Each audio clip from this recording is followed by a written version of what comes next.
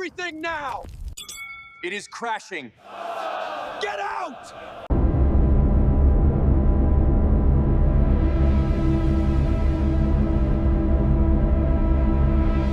Sell! Sell everything now! It is crashing. Get out! Oil just broke 112. We need to liquidate immediately. تخيل معي أن تستيقظ صباحا لتجد العالم على حافة الهاوية نووية. تتبادر قصف دبلوماسيون يتركضون بين أروقة العواصم والسفارات لإنقاذ ما يمكن إنقاذه. أهلا بكم في حلقة جديدة نتناول فيها خفايا ضرب المنشآت النووية الإيرانية والرد الإيراني، موقف الجيران في الخليج العربي، غرب آسيا عموما، من هذه الحرب الصهيونية الأمريكية على إيران. نخوض معا رحلة سردية دقيقة ومحكمة نكشف فيها التسلسل الزمني الحقيقي للأحداث التي حبست أنفاسها بين عامي 25 و2026 و2000. كيف ضربت مفاعلات إيران النووية، كيف جاء الرد المسلح ديمونة، وما هو دور الجيران. إذن كوب قهوتك وتعال معي لنفكك هذه اللحظة. بلاش كوب قهوة لأن الفيديو سيء. أكبر ضربة تعرضت لها منشآت إيران النووية كانت سنة 2025 في فجر 22 يوليو. في ذلك اليوم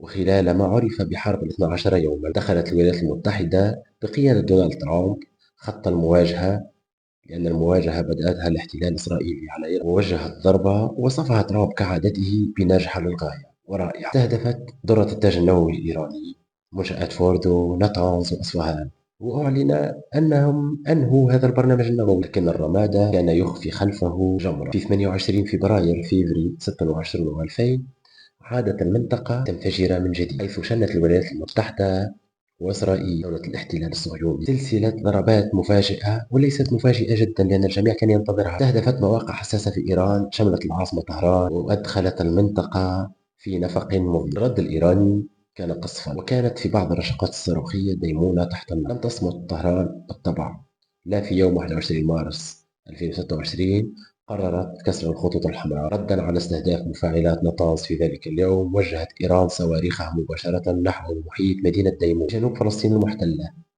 حيث تقبع المفاعلات النووية الإسرائيلية.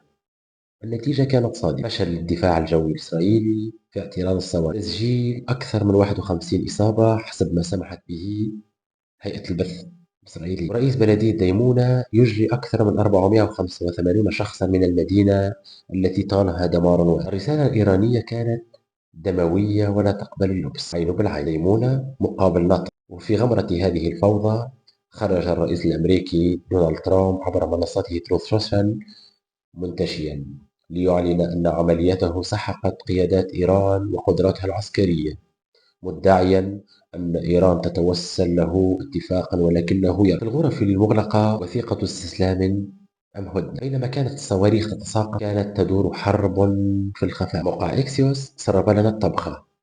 بعد 3 أسابيع من اندلاع مواجهة 26 و2000 بين إيران والكيان الصهيوني الأمريكي، وضع المبعوثان الأمريكي جاريد كوشنر وستيف ويتكوف 6 شروط أمريكية صارمة لوقف إطلاق النار: إيقاف برنامج الصواريخ ل5 سنوات، إنهاء التخصيب كليا، تفكيك مفاعلات نطنز وأصفهان وفوردو، وخضوع طهران لرقابة دولية مستمرة، وسقف للترسانة الصاروخية لا يتجاوز 1000 صاروخ رشقة. هل إيران قبلت الوثيقة هذه اللي ممكن نسموها وثيقة استسلام وإلا لا؟ لكن عندها موقف آخر. الجواب كان رفضا قاطعا، واشترطت طهران وقفا فوريا لإطلاق النار، وقفا فوريا لإطلاق النار، وضمانات بعدم تكرار هذا الهجوم، والأهم الإفراج عن الأصول الإيرانية المجمدة تحت إطار دبلوماسي. سمي إيرانيا بدفع تعويضات، هي يعني أصول إيرانية في الأصل مجمدة عند الأوروبيين والأمريكان. الموقف الخليجي يعمل بمنطق احتواء الحريق. ضع نفسك مكان دول الخليج والنار تشتعل في الحديقة الخلفية. منذ استهداف المنشآت النووية الإيرانية في 25 و2000 عبرت السعودية، قطر، الإمارات وسلطنة عمان والكويت عن قلقها البالغ من هذا التطور الخطير، وحذرت من تداعيات كارثية على المنطقة ككل، وطالبت بتغليب الحوار. وفي ذروة هذه الأزمة كشف وزير الخارجية التركي هاكان فيدان سرا بعد جولة خليجية شملت السعودية الإمارات وقطر، حيث صرح أن دول الخليج تتوقع استمرار الحرب لأسبوعين أو ثلاثة، محذرا أن إسرائيل تحاول التأثير على واشنطن لعرقلة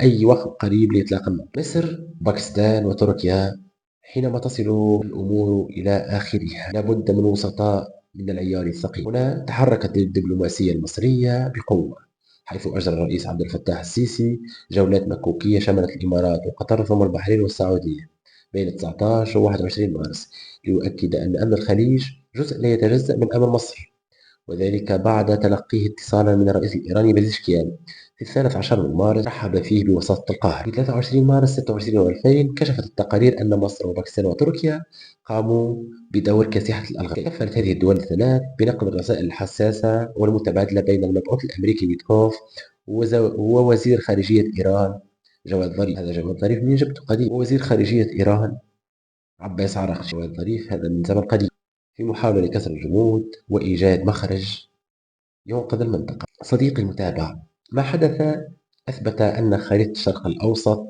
ترسم من جديد، وأن الدبلوماسية وحدها قد تكون الخط الفاصل بين الهدنة والحرب. في حرب عالمية ثالثة. والسؤال لكم الآن: هل تعتقدون أن الوسطاء الثلاث مصر وتركيا وباكستان قادرين على لجم طموحات ترامب ونتنياهو وفرض تنازلات متبادلة، أما أننا نحن أمام استراحة محارب فقط؟ شاركونا تعليقاتكم ولا تنسوا اللايك والاشتراك لتصلكم كواليس السياسة والأحداث فور وقوعها. كان معكم محمد علي في صف المقاومة في كل مكان.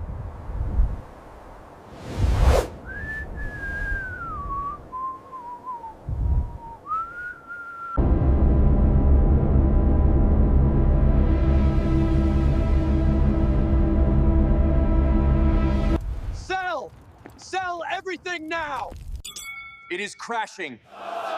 Get out!